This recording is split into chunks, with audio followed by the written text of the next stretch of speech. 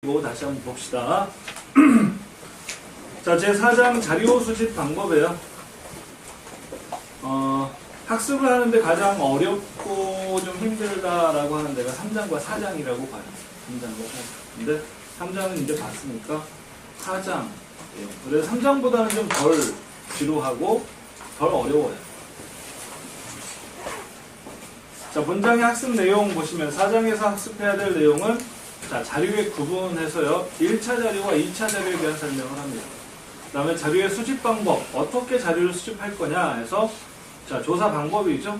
예비조사와 사전검사, 그 다음에 질문지법, 면접법, 관찰법, 수사법, 내용 분석, 그 다음에 기타 조사 방법들, 그 다음에 응답자 편견에 의해서 자, 결과가 왜곡되는 그러한 내용들에 대해서 살펴보겠습니다. 자, 자료의 구분에서 1차 자료와 2차 자료가 있는데 1차 자료보다는 2차 자료에 대한 내용이 시험에 자주 나와요. 1차 자료의 내용을 보시면 1차 자료는 연구자가 당면한 연구 문제를 달성하기 위해서 직접 수집하는 자료, 그죠? 기존에 존재하지 않는 자료를 1차 자료라고 합니다. 연구자가 직접 설문조사하는 거예요. 또는 뭐 면접을 본다거나 관찰을 한다거나 이런 거죠. 자, 1차 자료를 수집하는 방법은 실험이나 관찰, 설문조사 등의 방법들이 많이 활용되고 있습니다. 자, 1차 자료 수집 과정에서는 비용이나 인력, 시간 등이 많이 소요가 돼요.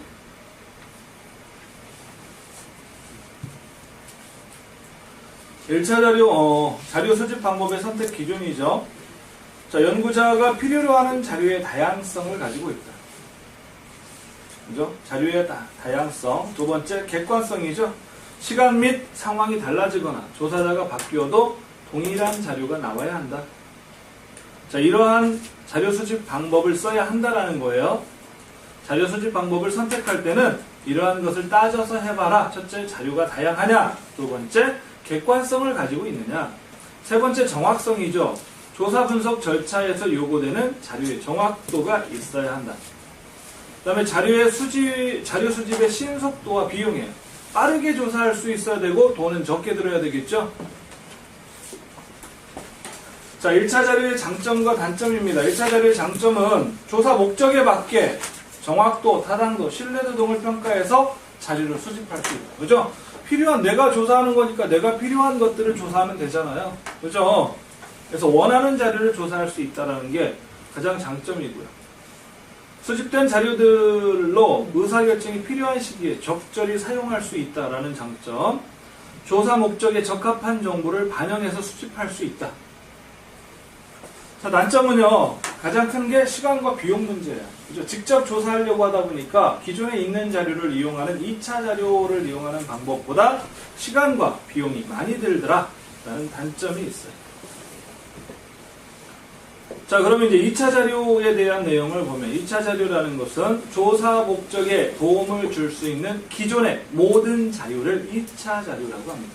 기존의 모든 자료, 내가 조사한 게 아니라 기존에 있었던 모든 자료를 2차 자료라고 하죠. 조사자가 현재의 조사 목적을 위해서 직접 수집하거나 작성한 1차 자료를 제외한 모든 자료, 그죠? 내가 직접 조사하는 자료 말고 나머지 모든 자료를 2차 자료라고 합니다. 자, 다른 연구자가 학술 연구를 위해서 수집한 자료나 POS, Point of Sale이죠. 판매 시점 자료, 데이터나 상업용 자료, 연구 간행물 등의 2차 자료에 해당이 된다. 자, 2차 자료의 필요성이죠. 기존 자료의 내용이나 성격을 통해서 연구의 전체적인 시대 흐름이나 연구 상황을 파악할 수 있다. 전체적인 상황 파악이 가능하다. 2차 자료는. 자, 기존 자료를 분석하거나 가설을 발견하거나 가설을 확인해서 검증하는데 도움이 된다. 설문조사, 관찰, 실험 등의 다른 방법을 사용해서 기존의 자료를 보충하고 타당성을 검토할 수 있다. 1차 자료에 비해서 상대적으로 수집에 드는 노력과 비용, 시간이 절약될 수 있다. 그죠? 이러한 장점이 있어요.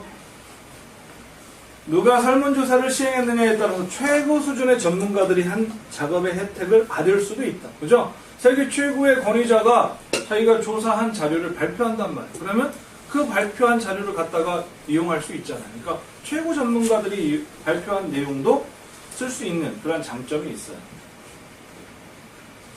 자, 2차 자료의 특징은 2차 자료는 이미 존재하는 자료, 즉 기성 자료죠. 그래서 연구자가 자료의 수집 및 분류 과정을 통제할 수 없다. 그죠? 통제할 수 없어요. 그래서 자, 기존에 있는 자료를 말합니다. 자, 1차 자료를 수집하는 데 필요한 질문지 작성 및 적용, 면접, 관찰 등에 투입되는 비용과 시간, 노력 등을 절약할 수 있는 장점이 있죠. 자, 2차 자료의 장점과 단점을 보면 1차 자료에 비해서 수집에 드는 시간과 비용이 적다. 연속성을 띈 자료를 지속적으로 수집할 수 있다. 정기관 행문실에 보면 통계청에서 매월 발표하는 통계월보라는 게 있어요. 그죠? 맞아요? 매월 자료를 연속적으로 볼 수도 있잖아요. 이것을 매월 자료를 뭐라고 그래요? 시계열 자료라고 했어요. 자, 단점은요. 2차 자료는 기성 자료이기 때문에 자료 소집 목적이나 측정 단위, 조작적 정의 등이 현재 수행하는 조사와 일치하지 않는 경우가 많다. 그 다음에 2차 자료는 다른 조사 목적을 위해서 수집된 자료이기 때문에 당면한 의사결정 문제에 적절한 정보를 제공하지 못할 수 있다. 당면한 의사결정과 관련된 정보라 해도 시간이 상당히 경과해서 시의적절하지 못할 수 있다. 그죠? 이러한 단점들을 가지고 있습니다. 자, 2017년 1회 19번 문제를 보시면 조사자가 필요로 하는 자료를 1차 자료와 2차 자료로 구분할 때 1차 자료에 대한 설명으로 틀린 것은 1차 자료는 뭐예요? 직접 조사하는 자료라고 그랬어요. 그죠? 정답은 3번이죠. 1차 자료를 얻은 후 조사 목적과 일치하는 2차 자료의 존재 및 사용 가능성을 확인하는 것이 경제적이다. 반대죠. 2차 자료를 가지고 사전에 연구에 대한 배경이나 여러 방향 이런 것을 조사하는 거예요. 그 다음에 그거를 통해서 연구 문제가 정립이 되고 가설이 세워지면 그때 1차 자료를 조사하는 거예요. 직접적인 자료. 그래서 2차 자료를 이용을 하고 후에 1차 자료를 수집을 해야 되는데 얘는 반대로 설명하고 있어요. 3번. 그죠? 자, 2차 문헌 자료를 사용할 때 주의해야 할 사항이 아닌 것은 샘플링의 편향성. 2차 자료는 기존에 있는 자료죠. 그래서 편향된 자료를 수집해서 분석을 하게 되면 엉뚱한 방향으로 결과가 나올 수 있어요. 자, 자료 간의 일관성 부재. 불완전한 정보의 한계. 2차 자료를 활용할 때 자, 주의해야 될 내용이고요. 반응성의 문제. 이것은 자, 어떻게 해결할 수 있는 문제가 아니죠. 그래서 정답은 2번입니다. 자, 자료 수집 방법의 분류예요. 그래서 첫 번째 예비조사라고 했습니다. 기초조사라고 하죠. 기초조사, 예비조사. 자, 예비조사는 연구하려고 하는 문제의 핵심적인 요소들을 분명히 알지 못할 때 질문지를 작성하기 전에 실시하는 비지시적 방식의 조사이다. 연구 주제에 대한 자료를 수집하거나 연구 가설을 명확하기 위해서 실시한다. 그죠? 예비조사예요. 조사를, 연구를 직접적으로 실시하기 전에 미리 예비적인 내용들을 살펴보는 그런 단계라고 보시면 돼요. 연구의 초기 단계에 비공식적으로 광범위하게 조사합니다. 그래서 예비조사가 끝나면 내가 어느 방향으로 조사를 연구를 해야 되겠구나 라는 것을 판단할 수 있어요. 자, 예비조사 방법으로는 문헌조사, 그 다음에 전문가 의견조사, 사례조사 등이 여기 있다. 그러니까 우리가 앞에서 탐색적 연구라는 이야기 했었어요. 그죠? 탐색적 연구가 바로 예비조사에 해당이 된다라고 볼 수 있습니다. 자, 사전검사예요. 사전검사. 자, 사전검사는 본 조사를 시작하기 전에 일정한 수의 사람들을 대상으로 설문지를 시험 적용해 보는 것을 말합니다. 그러니까 설문지를 만들면요. 설문지를 만들기 전에 우선 내가 어느 방향으로 연구를 할 건가 해서 사전 탐색을 하는 것을 예비조사라고 해요. 그래서 이 방향으로 앞으로 연구를 해야 되겠다라고 방향을 잡고 자, 가설을 세운 후에 설문지를 만들어요. 설문지를 만들어서 설문지를 돌려가지고 무조건 조사하는 게 아니라 이 설문지가 제대로 만들어졌는지를 몇몇 사람에게 돌려서 한번 설문지에 체크를 해보도록 하는 거. 그래서 설문지의 완성도에 대해서 연구하는 것을 사전검사라고 해요. 그죠? 목적은 뭐예요? 설문지의 완성도를 파악하기 위한 거예요. 그래서 설문지가 좀 잘못됐다 그러면 수정을 해야 되죠. 설문지 초안이 작성된 후에 마지막 단계에서 설문지의 문제점을 찾아내기 위해서 조사하는 것을 말합니다. 설문지의 완성도를 높이기 위해서 사전검사를 실시합니다. 프리테스트라고 하죠. 이 과정에서 설문지의 언어 구성에서 모호하거나 부적절한 것, 중복되거나 누락된 것을 찾아내고요. 배열 순서, 형식, 내용 등이 적절한지를 확인해야 합니다. 자, 설문지의 타당도를 높이기 위해서 설문지의 초안을 작성한 후에 실시하는 것이 대부분이고요. 꼭 실시를 해야 합니다. 여러분도 앞으로 설문지를 이용해서 뭐 조사하는 연구하는 그런 내용들이 있을 건데 설문지를 만들면 먼저 사전 검사를 꼭 해야 한다. 아시겠죠? 자, 사전 검사의 목적은 실제 조사 관리의 사전 점검을 위해서고요. 조사 업무량의 조정을 위해서 실시하기도 하죠. 질문들이 갖는 문제점을 찾아내서 명료하게 수정하고 설문지를 확정하기 위해서 수행을 합니다. 사전검사의 특징은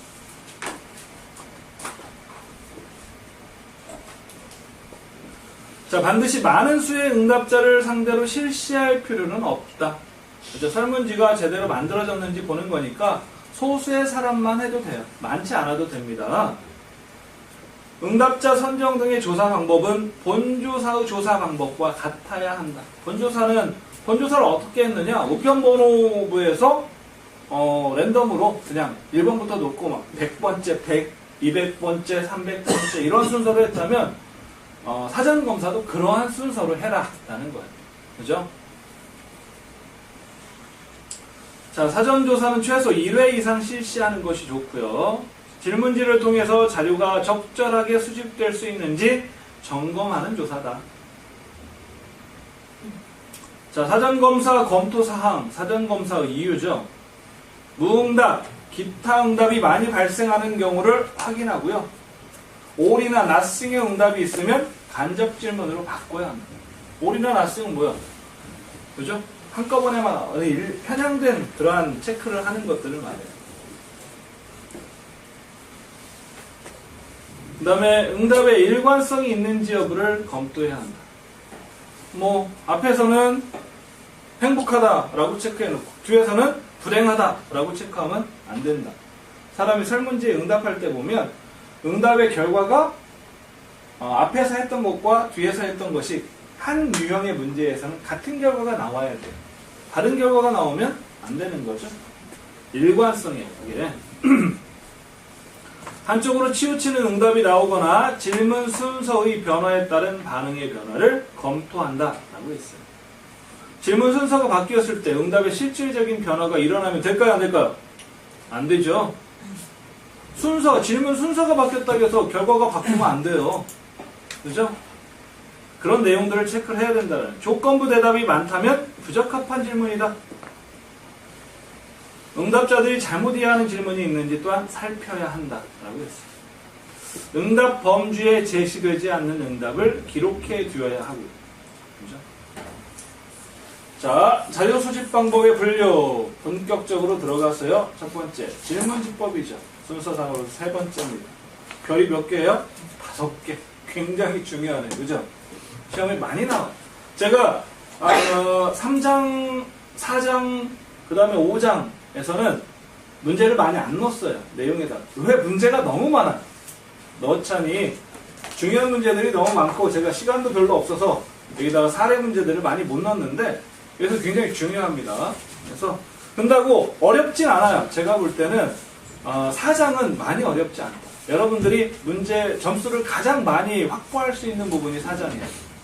그러니까 4장은 쉬워요. 제가 봤을 때 쉽게 나오는 쉬운 문제들로 그러니까 바로바로 문제를 보고 바로 답을 얻을 수 있는 부분이 바로 4장이에요. 4장에서 나오는 문제들은 틀리면 안 됩니다. 아시겠죠?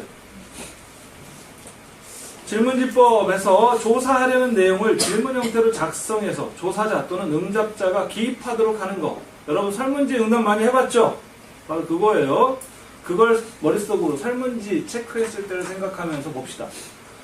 자, 질문지법의 유형에는 집단조사가 있어요. 집단조사는 뭐예요? 집단에게 한꺼번에 조사하는 거예요. 그죠? 자, 다수의 연구 대상자를 모아놓고 질문지를 교부해서 응답자가 직접 기재하기 하는 자기 기입식 조사 일종입니다. 군부대에 가서 군인들 모아놓고 한꺼번에 응답하도록 하는 거예요. 그죠? 그럼 어떤 사람들 대상으로 학생들 모아놓고 학생들한테 질문지 나눠주고 응답해서 자, 제출해주세요 하는 거예요. 학교나 기업체, 군대 등의 조직체 구성원을 조사할 때 유용하다라고 했어요. 조사 조건을 표준화해서 응답 조건이 동등해집니다. 조사자와 응답자의 친숙한 분위기 형성은 그다지 의미가 없다. 친숙한 분위기를 뭐라고 그래요? 레포라고 하죠. 레포. 그러니까 그냥 표준화된 설문 문항이에요. 그래서 예를 들어서 1번하고 1에서 5번까지 성별은 뭐 직업은 학교는 뭐 똑같이 누구나 특별한 질문들은 아니고 표준화된 질문이고 표준화된 응답의 형태이기 때문에 특별히 조사자하고 가깝다고 해서 답을 잘하고 이런 거 아니란 말이에요. 누구나 쉽게 할 수 있는 그런 내용. 집단조사의 장점은요, 면접 방법과 자기 기입 방식을 조합해서 실시할 수 있다라고 했고요. 조사자가 간편해서 비용과 시간을 절약하고 동일성을 확보할 수 있다. 그죠? 조사자 앞에서 수십 명에게 설문지 나눠주고 한꺼번에 조사하는 거예요. 앞에서 설명해주고 그 사람들 설명 듣고 체크를 하는 거죠. 집단조사예요. 조사자와 응답자 간에 직접 대화할 수 있는 기회가 있어서 질문지에 대한 오해를 최소로 줄일 수 있다. 1번 문항이 무슨 뜻인지 모르겠어요. 그러면 1번 문항 설명해 주잖아요. 그죠? 1번 문항은 어떤 내용입니다. 라고 설명해 줄 수 있어요. 그래서 문항에 대한 오해를 하지 않을 수 있어요. 짧은 시간 내에 많은 수의 응답자를 다룰 수 있다. 집단조사니까 수십 명 모아놓고 한꺼번에 조사하죠. 그러니까 많은 수의 응답자에게 답을 얻을 수 있어요. 조사 조건을 표준화하기 용이하고요. 조사 완성에 필요한 설명이나 지시를 일관되게 할 수 있다. 표준화라는 것은 구조화라고 생각하셔도 돼요. 어떤 특별한 형태를 똑같이 갖는 것을 말하죠. 자, 집단조사의 단점은요, 응답자에 대한 통제가 때로는 용이하지 않을 수 있다. 응답 대상자들이 많다 보니까 그죠? 통제가 잘 안 될 수도 있겠죠. 한두 명이 아니라 수십 명이니까. 집단으로 조사하기 때문에 주변 사람이 응답자에게 영향을 미칠 수 있다. 나 3번, 너 몇 번으로 했어? 나 1번. 나도 1번을 해야 되겠다. 그죠? 설문지 응답하는데 친구 거 보면서 해. 경험 있어요? 그런 경험?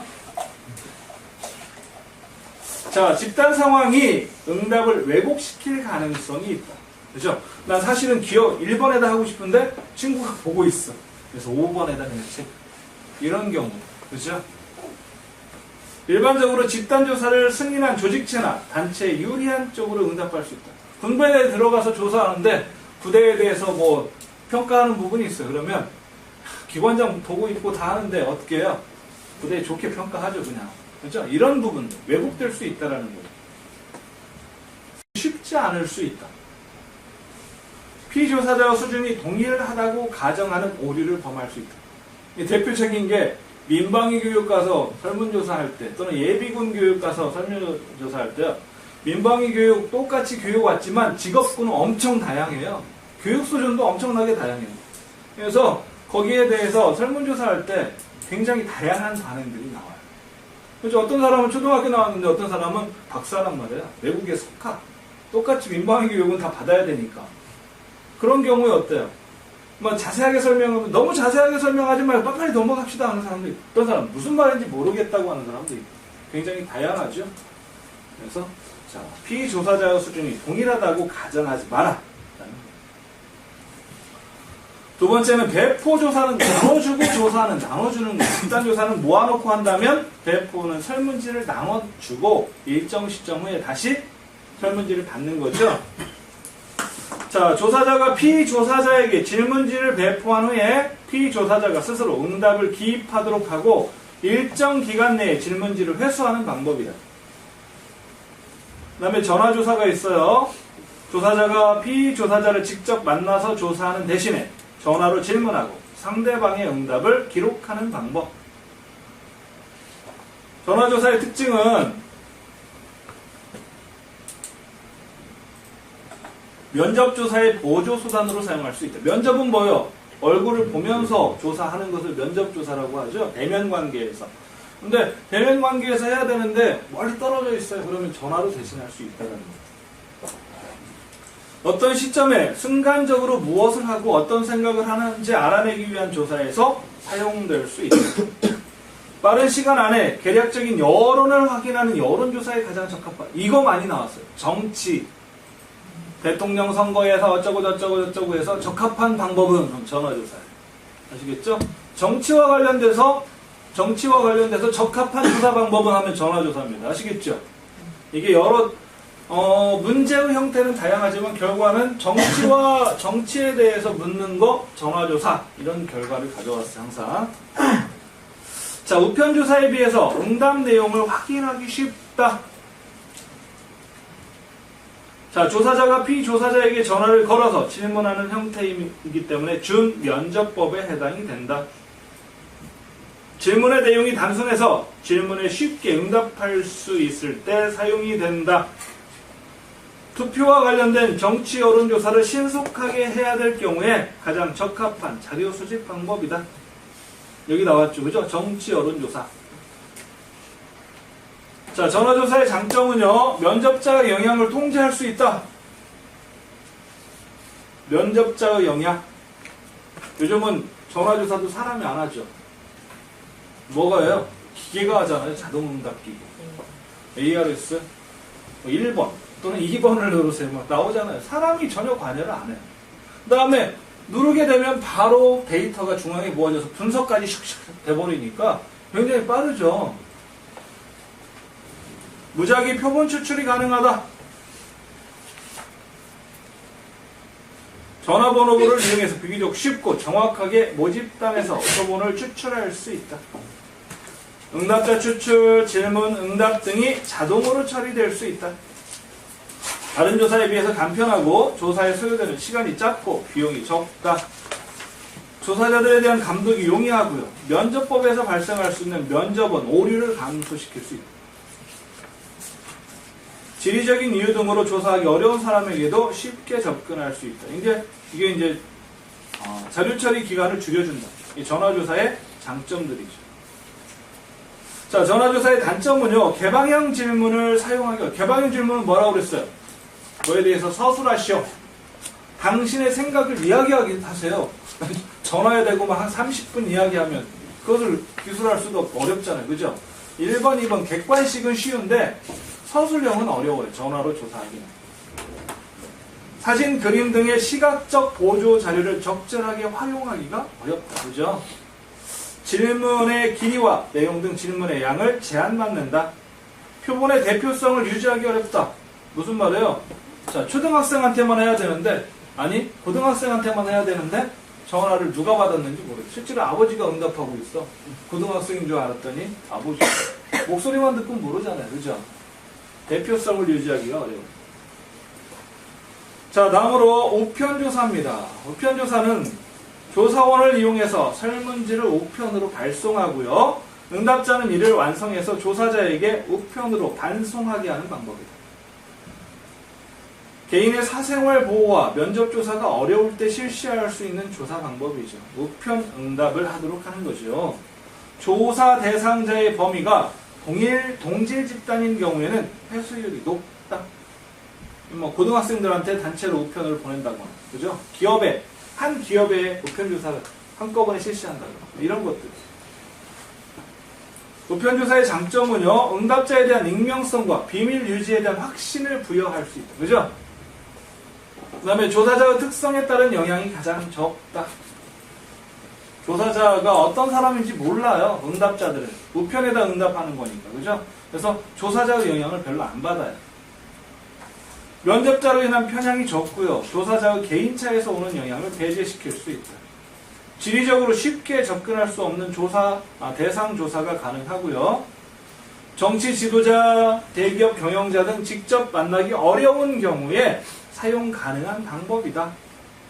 이 방법, 이 문장이 시험에 자주 나오죠. 이 문장. 최소의 경비와 노력으로 광범위한 지역과 대상을 표본으로 삼을 수 있다. 표나 그림 등을 사용해서 조사할 수 있다라는 장점이 있습니다. 전어와는 다르죠? 표나 그림을 사용할 수 있는 장점. 자, 우편조사의 단점은요, 응답이 모호한 경우 응답 내용을 정확히 파악하기 어렵다. 표본으로부터 추출된 대상자의 직접 응답에 대한 확인과 통제가 어렵다. 그죠? 그잖아요? 우편에 누가 응답했는지 사실 몰라요. 제가 기업체 조사할 때 보면 담당 부서장한테 제가 설문을 많이 보내는데 부서장이 거의 응답 안 해요. 누가 할까? 맨 말단이, 야, 너 이거 응답해 하니까 부서장이 해야 확실한 응답을 받을 수 있는데 그냥 담당들이 그냥 맡기니까 한단 말이에요. 그래서 정확한 표본 측정이 어려울 수 있어요. 자, 응답자의 교육 수준에 따라서 응답 편향이 가장 크게 나타난다. 교육 수준에 따라서 일반적으로 응답률이 가장 낮다. 우편조사는. 회수율이 낮은 경우 표본의 대표성을 확보하기가 또한 어렵다. 자, 우편조사의 회수율을 높이기 위한 방법은 뭐가 있느냐 했더니 거표지에 설문 내용의 중요성을 부각시켜서 응답자가 인식하게 해야 된다.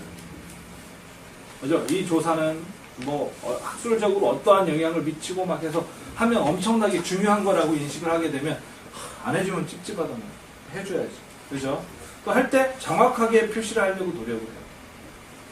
그 다음에 설문지를 발송하기 전에 응답자와 우편이나 전화를 통해서 사전에 접촉한다. 자, 우편 보낼 테니까 좀 보시고 응답을 좀 꼭 해주십시오 라고 하면 대체적으로 잘 보내줘요. 응답을 하게 됩니다. 연구 주관기관과 지원단체의 성격이 중요하다. 그래서 연구 주체와 조사기관을 명확히 제시하고 공신력 있는 기관을 연구 후원자로 밝히는 게 좋다. 우표를 붙인 회수용 봉투를 우편 설문지와 함께 응답자에게 보내야 한다. 이거 없으면 안 보냅니다. 그죠? 응답자에 대한 동기부여예요. 그래서 질문지를 발송할 때 기념품을 같이 발송해서 응답에 대한 적절한 보상을 하는 게 좋다. 과거에는 그거 많이 보냈어요.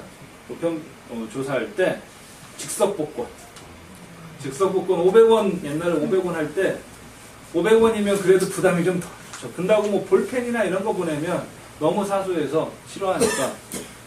그래서 또 얇고 좋잖아요. 종이 한 장. 그래서 넣으면은 대체적으로 만족도가 높았어요. 즉석복권 한 장. 자, 우편조사 회수율을 높이기 위한 방법이죠. 응답자가 답하기 곤란할 신상이나 소득 같은 정보는 가능한 생략한다. 질문지 발송 후 전화나 독촉 서신 등의 후속 조치를 하는 게 좋다. 그죠? 독촉 전화하면 다시 해주죠. 질문지 양식이나 우송 방법에 따라 다를 수 있다. 어떻게 보냈느냐, 빠른 우편으로 보냈느냐, 이런 거예요. 설문지는 응답자가 받았을 때 보기 좋아야 하고요. 짧고 간단해야 돼요. 질문지가 너무 길거나 복잡하고 그러면은 응답을 잘 안 해요. 그러니까 설문지도 장수가 적어야 돼요. 우송 방법은 빠른 우편을 사용하는 것이 좋고요. 어렵지 않죠? 대체적으로 본 파트는 굉장히 수월한 편이에요. 자, 질문지의 유형입니다. 자, 5번째, 인터넷 조사, 온라인 조사예요. 인터넷 조사는 컴퓨터 통신망상에서 이루어지는 형태의 사회조사다. 인터넷 조사의 유형에는 첫째, 전자우편 조사예요. 이메일을 이용해서 하는 조사. 이메일에 조사지를 첨부해서, 파일 첨부 있죠? 파일 첨부해서 우편을 같이 발송하는 거예요. 응답을 회신을 받는 방법이다. 온라인 조사에서 가장 간단하고 빠른 방법이라고 했어요. 그 다음 웹조사죠. 웹에서 응답자가 직접 응답하게 하는 방법. 질문을 설계하고 구성하는데 시간이 오래 걸린다는 단점이 있죠. 그러나 그림, 음성, 동영상 등 시청각 자료를 충분히 활용할 수 있는 장점이 있어서 자주 이용이 됩니다. 웹조사는 여러분이 특별한 사이트에 회원 가입할 때 거기에 체크하잖아요. 그죠? 회원 가입을 해야만이 필수적으로 그걸 할 수 있다라고 회원 가입하는데 동의사항이나 뭐 이런 거 하잖아요. 그것도 웹조사의 일환이에요. 웹조사는 바로 그런 형태, 웹페이지 가서 바로바로 체크하는 거예요.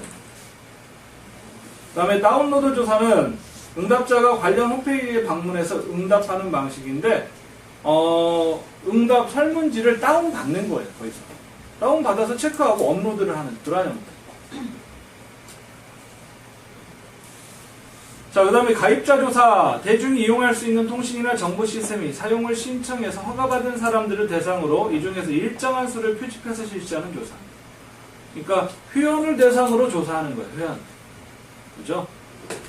그 다음에 회원조사, 온라인 조사에서 참여하겠다는 의사를 표시하는 사람들을 대상으로 조사 대상 집단을 구성하고 이 중에서 일정한 수를 표집해서 실시하는 조사다. 그 다음에 방문자 조사, 웹사이트 등의 방문자를 대상으로 이 중에서 일정한 수를 표집해서 실시하는 조사. 뭐 이런 것들이 있네요.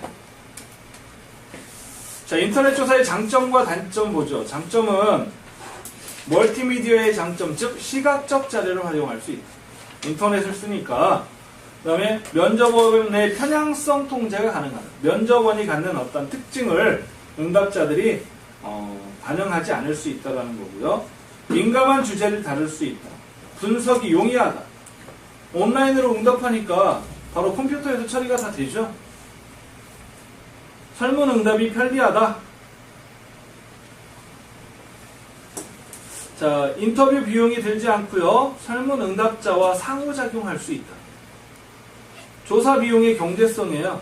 그래서 뭐 인터넷 조사는 현재로서는 설문 발송과 해소의 비용이 거의 들지 않기 때문에 면접조사, 우편조사, 전화조사 등의 전통적인 방법에 비해서 짧은 시간에 비교적 저렴한 비용으로 실시할 수 있다. 조사의 신속성, 전통적인 현장 조사에 비해서 짧은 시간에 많은 응답자들에게 조사를 실시할 수 있다. 자, 그 다음에 시공간상의 제약이 거의 없다라는 장점이 있어요. 인터넷만 연결되어 있으면, 그죠? 조사가 가능하죠. 단점은 복수 응답의 가능성이에요. 본인 확인이 불가능한 경우 중복 조사될 수 있고요. 복수 응답의 가능성이 배제할 수 있다.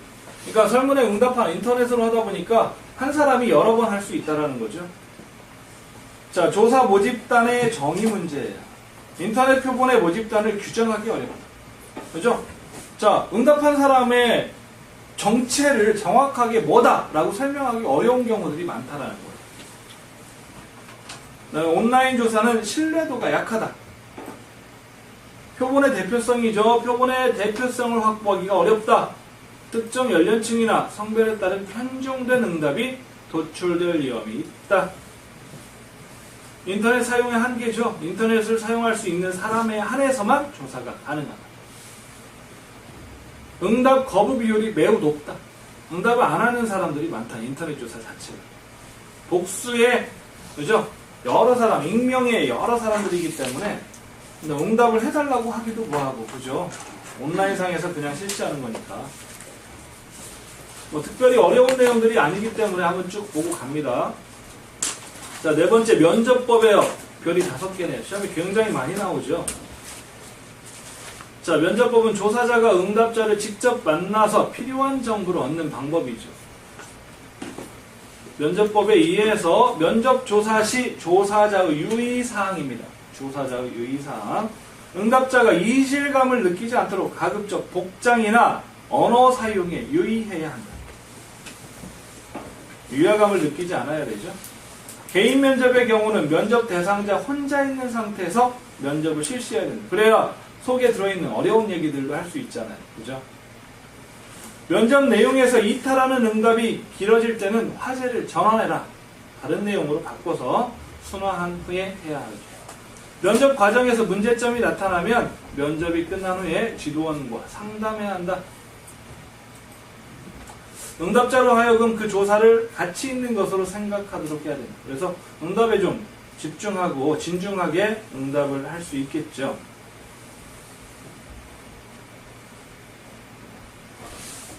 자, 응답자로 하여금 면접자와의 상호작용이 유쾌하고 만족스러울 것이라고 느끼게 해줘야 돼요.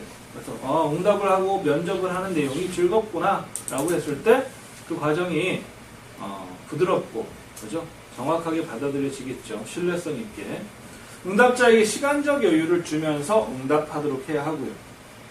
응답자와 친숙한 분위기가 조성이 될 때, 레포라고 해요. 레포. 친숙한 분위기가 조성이 될 때 보다 잘 응답할 수 있다라고 해요. 조사자는 조사에 임하기 전에 스스로 질문 내용을 숙지하고 있어야 하고요. 설문 안내를 매끄럽게 진행할 수 있어야 합니다. 조사표에 담긴 질문 내용 외의 것을 질문해서는 안 된다.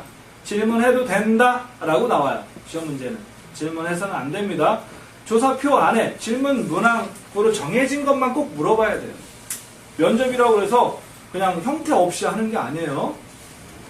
물론 구조화 면접과 비구조화 면접이 있긴 하지만 비구조화 면접도 질문해야 되는 것들은 어느 정도 정해져 있단 말이에요.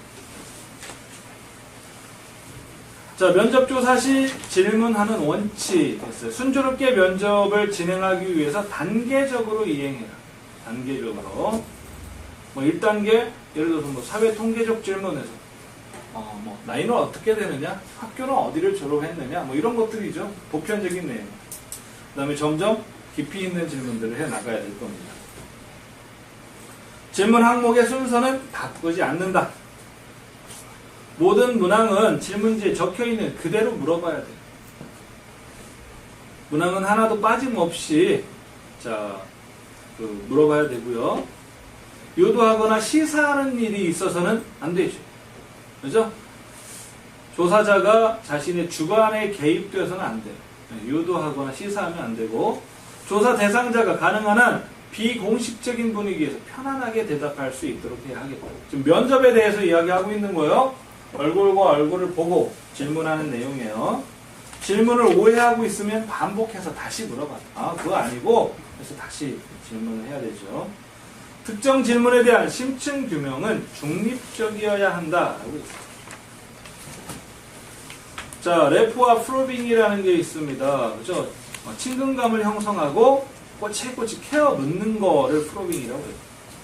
레포는 친근감 형성이라고 해요. 그래서 레포와 프로빙에 대해서 묻는 질문들도 간헐적으로 나왔어요. 면접조사의 성패를 좌우하는 것으로 면접조사의 원활한 자료 수집을 위해서 조사자가 응답자와 인간적인 친밀관계를 형성하는 거예요. 그러니까 아무래도 이 사람한테 뭘 묻는데 좀 가깝게 느끼면 자기 속 얘기까지 다 하겠죠. 맞아요. 그래서 면접에서는 레포를 형성하는 게 굉장히 중요하다라고 이야기를 합니다.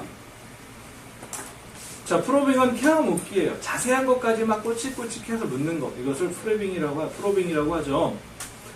자, 응답자의 대답이 불충분하거나 모호할 때 추가적인 질문을 통해서 정확한 대답을 이끌어내는 면접조사상의 기술, 이것을 케어 묻기라고 하고 있습니다. 면접자가 어떤 질문에 대해 부적합한 대답을 할 때 다시 캐내어서 확인하는 보조 방법을 의미합니다. 답변의 정확도를 판단하는 방법으로 활용되기도 한다.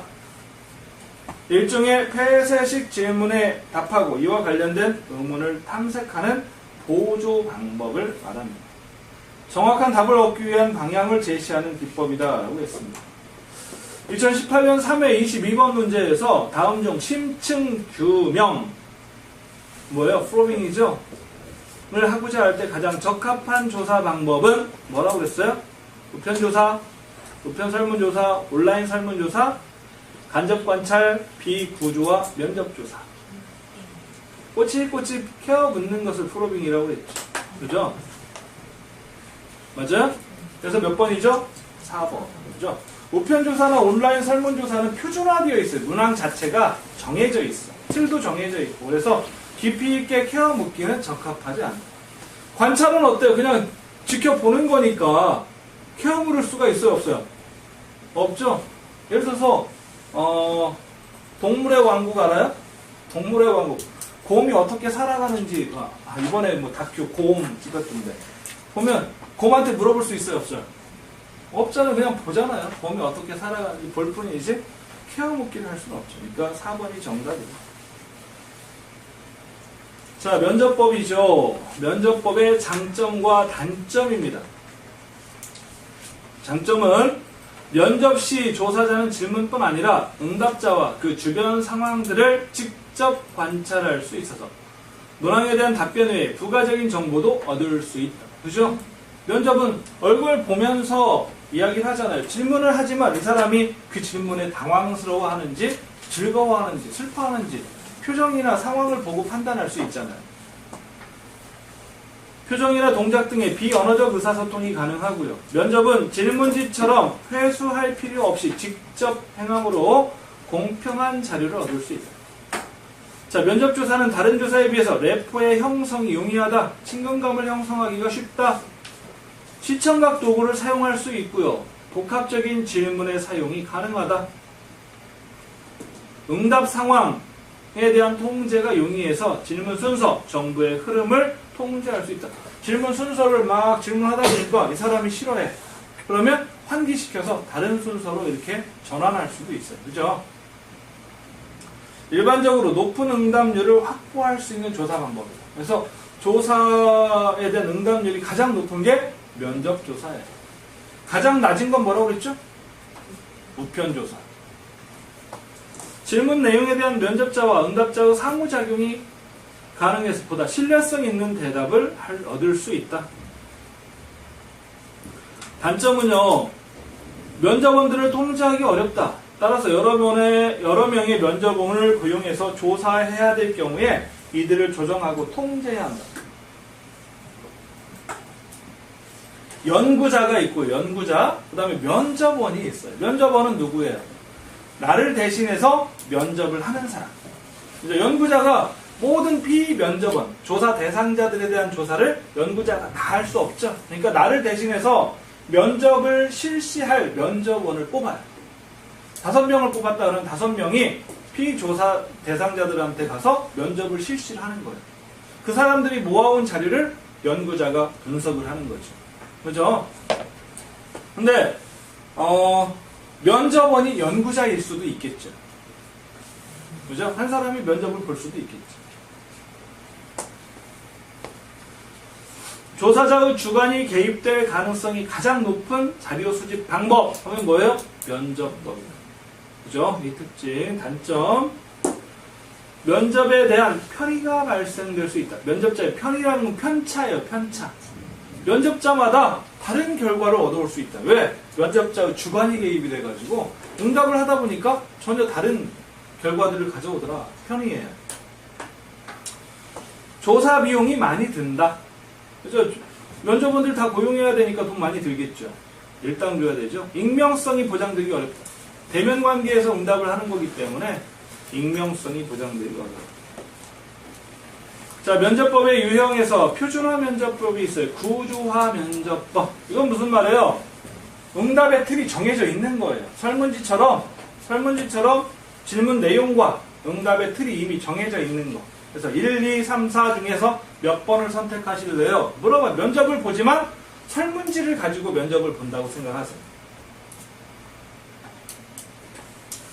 스케줄, 구조화 면접 조사라고도 하고요.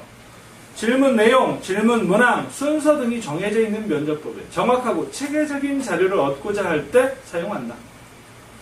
면접 상황에 구애받지 않고요. 모든 응답자에게 동일한 방법으로 수행을 합니다. 장점은요. 동일한 설문지를 이용하기 때문에 신뢰도가 높아요.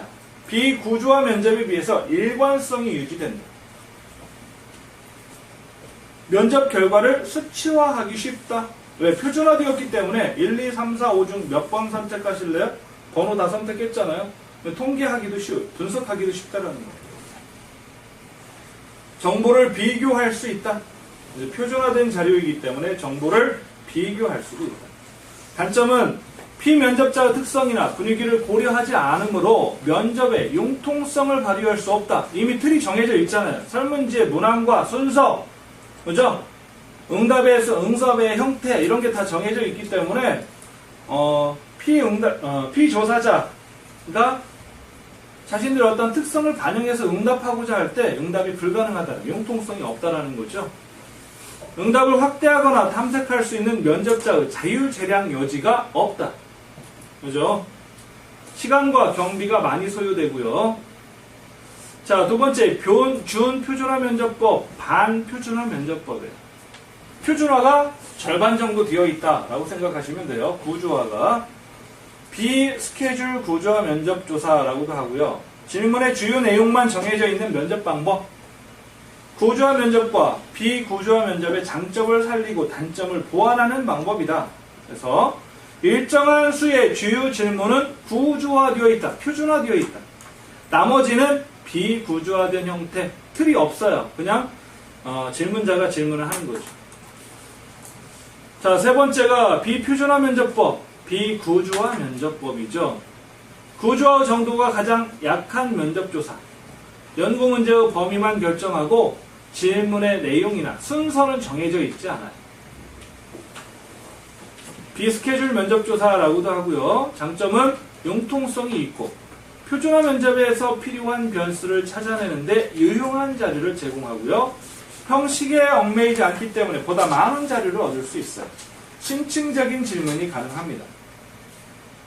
단점은 면접 결과의 정리 및 분류, 부호화가 어렵고요. 이에 대한 시간, 인력, 비용 등이 많이 소요가 된다.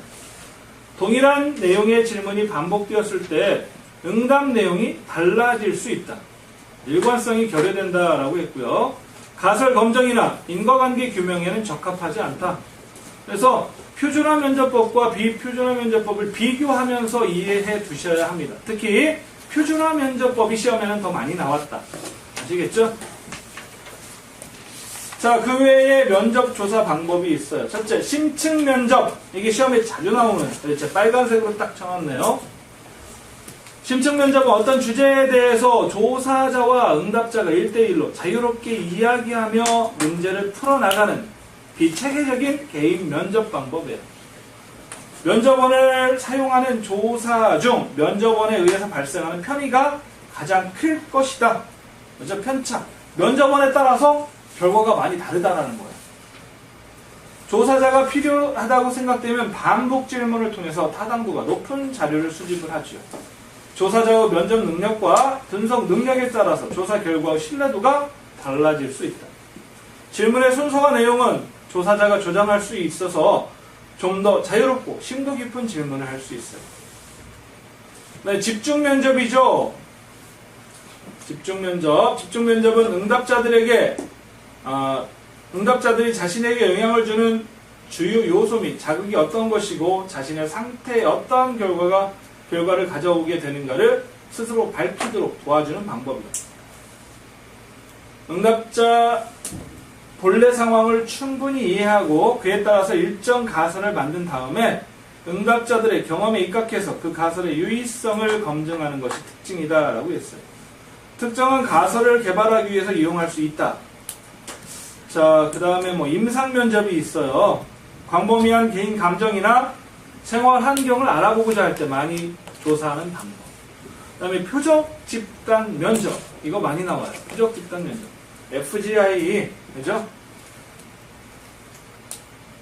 표적 집단 면접은 조사자가 동질의 소수의 응답자 집단에게 특정 주제에 대한 토론케 한 다음에 필요한 정보를 알아내는 자료 수집 방법을 말한다. 그래서 초점 집단 조사는 집단 구성원 간의 활발한 토의와 상호작용을 강조하는데 그 과정에서 어떠한 논의가 드러나고 진전되는지 파악하는 것이 중요한 자료가 되고 있다. 자, 다음에 관찰법이네요. 다 별이 막 이렇게 많으니 어떻게 하죠? 그만큼 사장이 시험에 많이 나와요. 그죠? 자료 수집의 방법이 시험에 많이 나오는데 비교적 어렵지 않다라고 했어요. 그래서 틀리면 안 되는 부분이다. 틀리면 고득점을 위해서. 자, 관찰법은 시간이나 사람 등 관찰 대상의 특성, 상태, 행위, 기능들 중에서 조사 목적에 필요한 것을 관찰하고 기록해서 분석하는 방법. 그죠? 여긴 CCTV 없나요? 정말 CCTV가 곳곳에 다 있죠. 도로에도 있고 뭐 아파트에도 있고 어디든 다 있어요. 그래서 사람들 살아가는 모습을 다 관찰하고 있단 말이에요. 그죠? 다른 연구와 비교는 규칙성을 확인시켜준다라고 했어요. 사회적 관계에 영향을 미치는 사건을 이해하도록 해주는 게 바로 관찰법이다. 연구 대상의 형태에서 발생하는 사회적 맥락까지 포착할 수 있다. 질적 연구를 위해서 자주 사용이 된다. 질적 연구에서 관찰법 얘기했었죠? 그래서 관찰 시 관찰자의 태도는 어때야 하느냐 봤더니 관찰자는 인내심이 있어야 된다. 우리가 뭐 자연 생태계를 관찰하는 카메라 설치해놓고 동물들이 어떻게 살아가는지 보고 또 식물이 뭐 어떻게 막 꽃을 피우고 있는지 이런 것들을 다 보잖아요. 근데 그게 1년, 2년 여러 해 동안 계속 찍어야 변화를 보는 그런 것들도 있잖아요. 얼마나 오랫동안 참아야 될까요? 관찰자는. 그죠? 그런 것들 한번 생각해 보세요. 자, 관찰자는 집단에 동화되지 않아야 돼요. 그죠? 어린이 집단 또는 뭐 원주민 집단을 관찰하는데 거기에 동화돼 버리면 자, 객관적으로 판단을 하기가 어렵다라는 거예요. 주관성을 배제하고 객관성을 유지해야 한다. 관찰자 유형에 따라서 분류를 해보면 완전 참여자가 있어요. 완전 참여자. 완전 참여자는 자신의 신분을 밝히지 않은 채 집단의 완전한 성원이 되어서 자연스럽게 일어나는 사회적 과정에 참여하는 관찰자의 역할을 수행하는 사람입니다. 언더커버라는 거 아세요? 언더커버 보스? 그래서 뭐요? 회사 사장님이 정체를 숨기고 신입사원 또는 뭐 사원으로 취업을 하잖아요. 그 회사에 가가지고 사원들이 나에 대해서 어떻게 생각하는지, 회사에 대해서 어떻게 생각하는지, 희망사항이 뭔지, 불편한 게 뭔지 이런 걸 파악해서 붙여나가는 그런 프로그램이 있어요.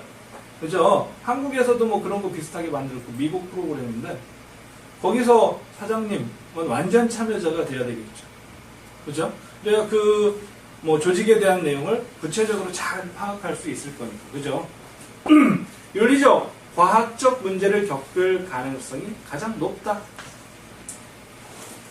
자, 참여 관찰을 통해서 자료를 수집하고자 할 때 조사자가 객관성을 유지하기 어렵다. 자, 범죄 조직에 침투해서 조사하는 경찰, 언더커버로 잠입하는 CEO. 영화에서 보면 경찰이 범죄 조직의 조직 구성원이 돼가지고 나중에는 범죄자가 돼버리는 그런 영화 있었죠. 그죠? 완전히 그때는 이제 자신 중심을 잃는 거죠. 그 목적, 침투했던 목적이 뭔지 뭐 그런 거예요. 그래서 자, 객관성을 유지하기 위한 노력이 굉장히 필요합니다. 완전 참여자가 되기 위해서는. 그 다음에 관찰 참여자야. 관찰자이면서 참여자가 되는 거죠. 관찰 참여자는 연구 대상자들에게 자신의 신분과 관찰 목적을 알려요. 내가 여기에 들어가서 자, 관찰을 할게. 연구 대상 집단의 일원으로 구성원들과 관계를 지속함으로써 관찰자뿐 아니라 참여자로서의 역할도 수행하는 거예요. 원주민 사회에 들어가서 백인 연구자가 과학자가 연구하는 원주민들이 어떻게 살아가는 형태를 연구를 하는데 자신의 신분을 속일 수 있을까요? 아니죠. 이미 그냥 딱 나타나는 거예요. 나 여기에 당신들처럼 생활하면서 좀 당신들 생활에 대해서 경험하고 좀 알고 싶어 라고 하면 그래 지금부터 한번 살아봐. 그죠? 김병만이 정글의 법칙에서 원주민들과 어울려서 생활하고 하잖아요. 그런 것처럼 살면서 관찰하는 거예요. 그 생활을. 이게 이제 관찰 참여자가 역할이다. 자, 학자들이 여기에 해당이 된다라고 했어요. 그 다음에 참여 관찰자예요. 앞에서는 뭐였어요? 관찰 참여자였는데 이번에 순서가 바뀌었네요. 워드가. 그래서 참여 관찰자라고 해요. 참여 관찰자.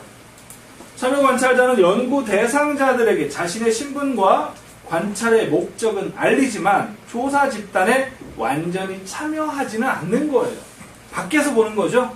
안에 들어가서 같이 생활하면서 보는 게 아니라 밖에서 따로 생활하면서 보는 거예요.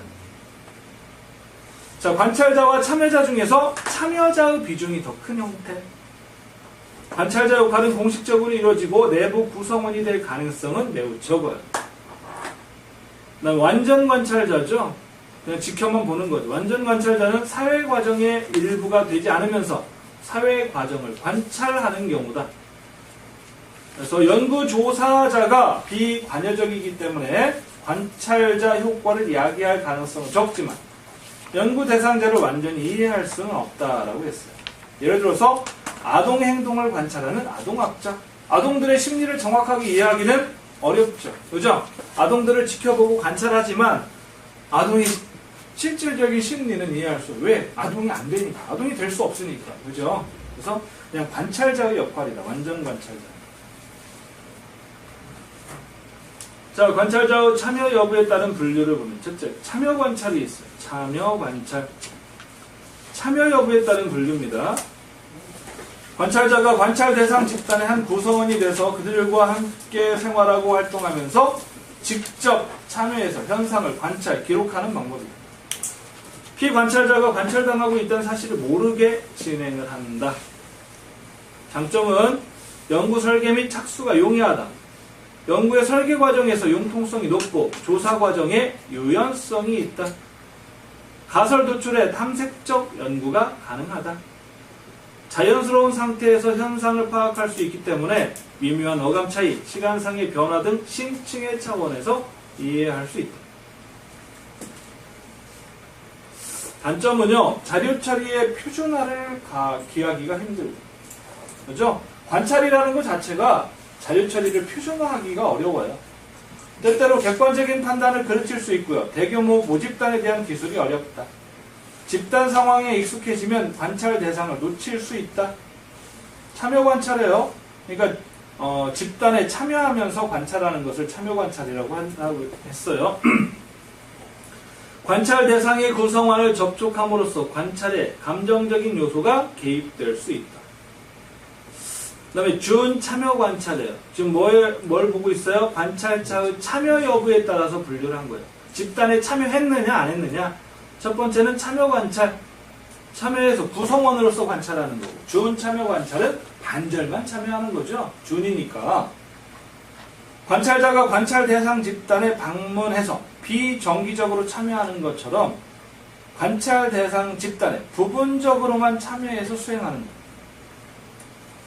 학교에 실습 나간 교생 선생님, 교직원이 아니죠. 임시, 특정한 기간만 교직원으로서 활동한단 말이에요. 교직원들도 관찰당하는 것을 알고 있으나 일상 업무를 처리하는 데 지장을 받지는 않는다라고 했어요. 비참여 관찰은 참여를 안 하면서 관찰하는 것. 그래서 관찰자가 관찰 대상 집단의 외부에서 구경꾼의 입장으로 참여해서 수행하는 관찰의 방법이다. 자, 완전 관찰자의 관찰 형태라고 했고요. 위장 관찰, CCTV를 이용한 관찰 등을 이용하기도 한다. 자, 관찰에서의 오류입니다. 관찰을 통해서 자료를 수집한 후에 지각과 인식 과정에서 오류가 생길 수 있어요. 지각 과정에서 발생하는 오류의 원인은 관찰자마다 지각되는 인상을 유지하는 능력이 다르다. 맞아요? 보는 게 다르죠? 느끼는 게 달라요. 관찰자마다. 관찰자 자신의 상상이 지각 과정에서 작용한다. 그러니까 피관찰자하고 어떤 내용들을 교류하면서 하는 게 아니라 CCTV를 통해서 이렇게 보잖아요. 곰은 먹이를 사냥하려고 걸렸는데 사람 보는 사람 얘가 하품하는구나 이렇게 느낄 수 있단 말이에요. 맞아요? 관찰자에 따라서 다르다라는 거예요. 자, 관찰자마다 지각되는 인상을 다루는 지적 능력이 다르다. 그죠? 지적 능력이 다르죠. 관찰 대상이 많으면 관찰자가 압도될 수도 있다. 자, 지각 과정에서 발생되는 오류를 감소시키려면 어떻게 해야 되느냐 했더니 가능한 한 관찰 단위를 명세화해라. 구체화해서 하나하나 기술해라는 거죠. 객관적인 관찰 도구, 캠코더나 카메라 등을 사용해서 관찰자의 감각에 따른 오류를 최소해줘라. 보조도구를 사용하라는 거죠. 보다 큰 단위의 관찰을 해라. 너무 작은 단위로 보지 말고. 인식 과정에서 오류예요. 인식 과정에서 발생하는 오류의 원인은 관찰자마다 과거의 경험이 다르고 인식을 다루는 지적 능력과 추리 능력이 다르다. 지금 보는 부분은 많이는 안 나오는데 그냥 넘어가긴 허전하니까 보고 있어요. 관찰자마다 각자의 인식과 추리에 독특한 양식이 있다. 그 다음에 인식 과정에서 발생하는 오류를 감소시키는 방법 했는데, 이론적 개념을 분명히 하고 조사 시 필요한 개념을 경험적으로 정의한다. 다수의 자료 수집 방법을 병행해서 비교한다. 개념 간의 관계를 한정해서 사고의 규칙을 갖는다. 그 다음에 훈련을 통해서 주관의 개입을 배제한다 라고 했습니다. 자, 관찰의 장점과 단점은 시험에 이제 가끔 나오죠. 장점은 비공개 참여 관찰의 경우 연구 대상자의 비밀스러운 행동이나 판단을 조사할 수 있다. 비언어적 자료를 수집하는 데 효과적이다. 그래서 언어로 표현이 안 되는 동물, 식물, 아동, 그죠? 이러한 그 관찰 대상자들을 관찰하는데 아주 유리하죠. 자기 보고를 하기 어려운 경우에 이용할 수 있다. 장기적이고 정기적인 연구 조사를 할 수 있다. 관찰 카메라 딱 설치해 놓으면, 그죠? 꽃이 피는 과정이나 이런 것들, 자, 모두 살펴볼 수 있어요. 지켜볼 수는 없지만, 카메라를 통해서 대신 볼 수 있죠. 조사에 비협조적이거나 면접을 거부할 경우에 효과적이다. 피조사자의 태도에 관계없이 조사가 가능하다. 관찰이라는 것은 행위, 감정을 언어로 표현하지 못하는 유아나 동물에 유용하다. 현재 상태를 가장 생생하게 기록할 수 있다 라고 했습니다. 자, 단점은 관찰의 단점이죠. 피관찰자가 관찰 사실을 아는 경우에 조사 반응성으로 인한 왜곡이 있을 수, 누가 다 지켜보고 있네? 그러면 엉뚱한 행동들을 할 수 있다는 거예요.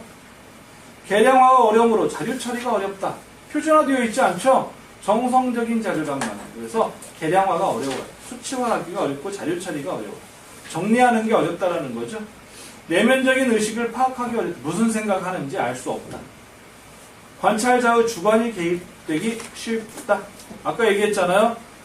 음식 먹으려고 입을 벌렸는데 하품한다고 생각하고 있다. 예를 들어서 주관적으로 판단할 수밖에 없어요. 관찰이라는 것은. 집단, 표본 집단의 크기에 제한이 있다. 익명성이 보장되기 어렵고요. 연구 대상자로부터 허락을 받아내기가 또한 어렵다. 자, 관찰 카메라 좀 설치할게요. 당신 좀 지켜볼게. 여러분 중에서 환영할 사람 있어요? 환영해요. 자, 다음으로 투사법입니다. 투사법. 투사법이라는 것은 인간의 무의식 속에 내재되어 있는 가치, 태도 등을 알아내기 위해서 모호한 자극을 응답자에게 제시해서 반응을 살펴보는 자료 수집 방법이다.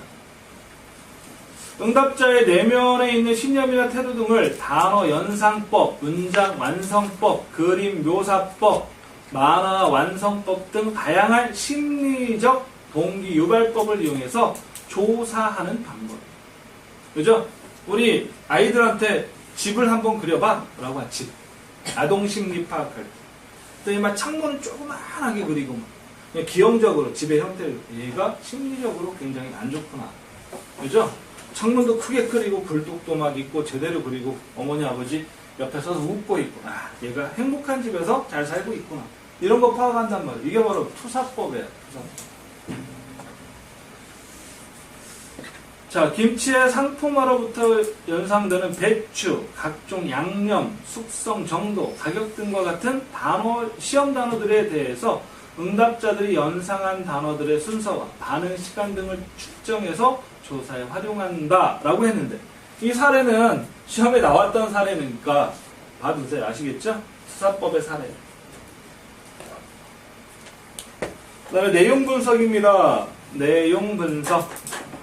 비구조화된 커뮤니케이션 자료를 유형별 체계를 이용해서 분류하고 면밀한 해석을 통해서 결론을 추론해 나가는 연구 방법이다. 비구조화된 의사소통 자료라고 그랬어요. 그죠? 이게 중요한 단어예요. 비구조화되어 있다. 개인이나 사회의 의사소통 기록물인 신문, 서적, 잡지, TV, 라디오, 영화, 일기, 녹음, 녹화 테이프, 연설, 편지, 상담 기록서 등을 통해서 연구 대상에 대한 자료를 직간접으로 얻는 자료 수집 방법이다. 자료를 체계적 객관적, 양적으로 분석하고 연구하는 방법이다. 그죠?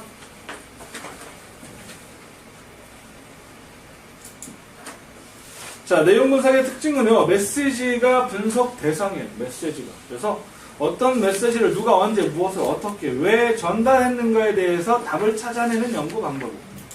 문헌 연구의 일종이다라고 했어요. 근데 문헌 연구라고 하니까 꼭 텍스트만을 의미하는 건 아니에요. 아까 얘기했죠? 비디오 테이프일 수도 있고. 그죠? 자, 영화, 방송, 그림, 사진, 문화 등 다양한 기록 자료 유형이 분석의 대상이다. 그죠? 이런 기록 자료를 분석해서 어떤 내용을 찾아내는 거. 이것을 내용 분석이라고 해요. 메시지의 현재적 내용뿐만 아니라 잠재적 내용도 분석 대상이다. 양적 분석뿐 아니라 질적 분석도 가능하다, 사용한다. 양적, 질적 모든 방법을 사용한다. 자, 내용 분석의 적용 대상과 분석 단위는, 적용 대상은 자료가 문헌으로만 존재하거나 대상자를 직접 조사하기 어려울 때 내용 분석을 실시한다. 실증적 자료에 대한 보완적 연구가 필요할 때 내용 분석을 실시한다. 연구 대상자의 언어나 문체가 연구 자체의 중요한 관건이 될 경우에 또한 사용하고요. 분석 자료가 방대할 때 내용의 일부를 샘플링해서 내용을 분석한다. 그 외에 특히 매스미디어의 경향성 분석, 노조 분석, 주체 분석 등 여러 면에서 내용 분석이 필요할 수 있다라고 했습니다. 내용 분석의 분석 단위는 기준과 항목에 따라 분류하고 빈도를 조사할 때 집계하는 내용의 최소 단위를 의미한다. 그래서 분류된 카테고리에 덧붙여서 분석될 단위를 결정한다. 카테고리는 연구 목적을 반영해서 망라적, 상호 배타적, 독립적 및 단일 분류 원칙에 입각해서 수행한다. 분석 단위는 단어, 주제, 인물, 문장이나 단락, 항목, 공간 또는 시간 등이 사용되고 책을 내용 분석할 경우 분석 단위는 페이지나 단락, 줄 등이 될 수 있다. 이 분석 단위라는 부분은 다시 한번 잘 읽어두세요. 내용 분석의 분석 단위. 자, 내용 분석의 장점은 직접적으로 자료를 수집하는 방법에 비해서 시간과 비용 측면에서 경제성이 있다. 그러니까 2차 자료를 이용하는 거예요. 그죠? 주로 2차 자료를 사용하는 거예요. 분석 대상에 영향을 미치지 않는다는 점에서 비개입적인 연구다. 조사 반응성을 일으키지 않는다. 연구 과정에서 실수가 있으면 연구를 진행 중에 연구 계획을 부분적으로 수정할 수 있고요. 필요한 경우에 재분석이 가능하기 때문에 조사의 안정성과 융통성이 있다. 일정 기간 동안 진행되는 지속적인 과정에서 과정에 대해 분석하기가 쉽다라고 했어요. 자, 단점은 인간의 의사소통 기록물을 대상으로 분석하는 거예요. 그래서 기록이 남아있지 않으면 분석하기가 어려워요. 그죠? 기록물이 있어야만이 분석이 가능한, 기록물에 대한 분석, 이게 바로 내용 분석이죠. 그래서 기록물이 없으면 분석이 안 돼요. 자료 수집에는 시간, 비용, 인력이 많이 들지 않지만 자료를 분석할 때 시간, 비용, 노력이 많이 든다. 그죠? 연구자의 의도와 상관없이 수집된 자료만 조사한다는 한계가 있어요.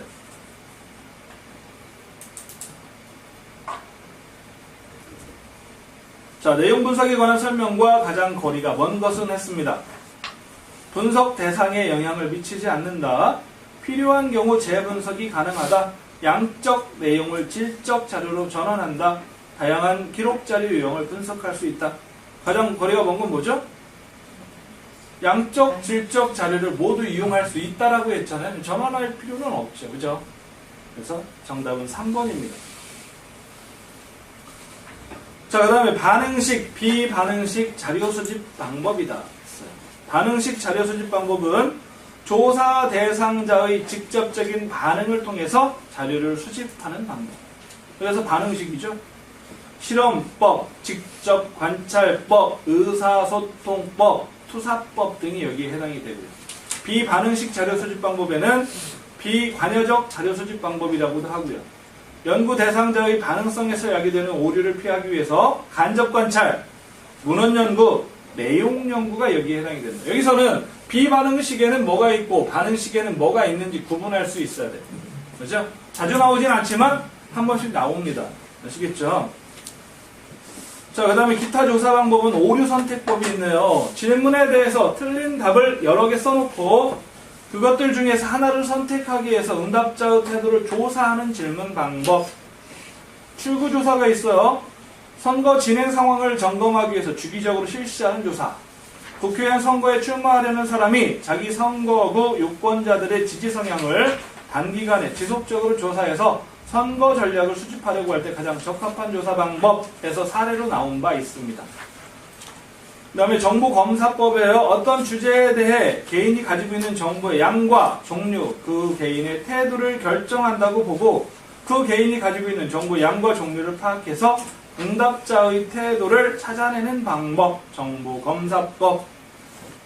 그 외에도 토의완성법, 사회측정법 뭐 여러 가지가 있죠. 교재에 기술하고 있으니까 한 번씩 그냥 읽어보세요. 자주 나오진 않습니다. 이 부분. 아시겠죠? 그 다음에 응답자 편견에 따른 왜곡 효과가 있어요.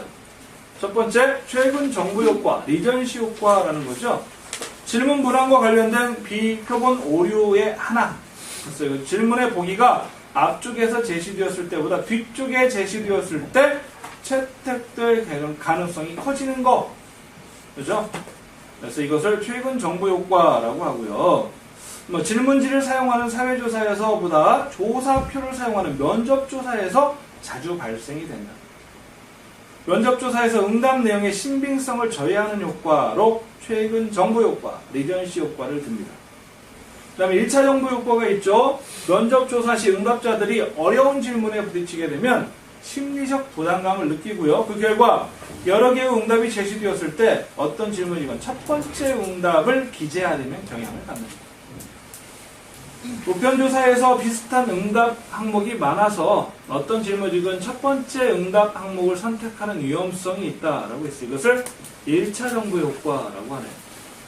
그 다음에 동조 효과입니다. 면접조사 시 비교적 인지 수준이 낮은 응답자들이 면접자의 생각이나 지식을 비판 없이 수용해서 응답할 가능성이 높은 것.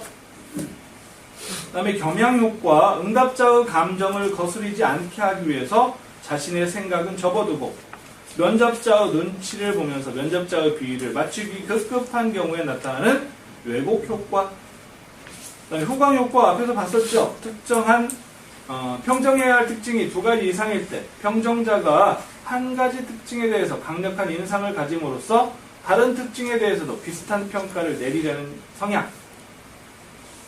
그 다음에 이전 효과.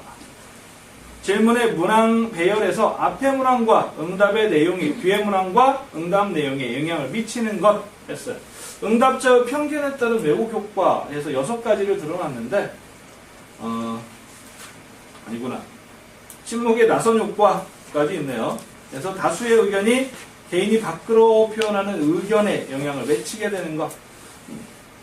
그래서 뭐 하나의 특정한 의견이 다수의 사람들에게 인정되고 있다면 반대되는 의견을 갖고 있는 소수의 사람들은 다수의 사람들로부터 고립되는 공포로 인해서 침묵을 지키려는 경향이 크다라고 했는데